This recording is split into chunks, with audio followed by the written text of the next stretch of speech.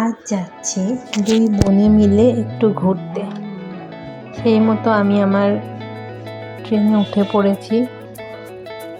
দিদির সাথে দেখা হয়ে গেছে, এসেছি শপিং মলে, কিছু কেনাকাটা করলাম, একটু ঘুরলাম, তারপরে চলে গেলাম শ্যামনগর কালীবাড়িতে।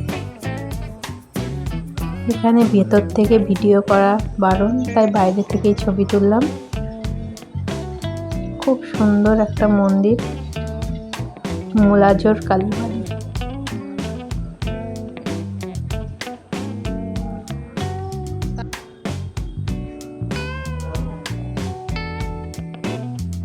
এই যে আমরা একটু স্টাইল মারছি দুজন মিলে, একটু ছবি তুলছি, ভিডিও করছি।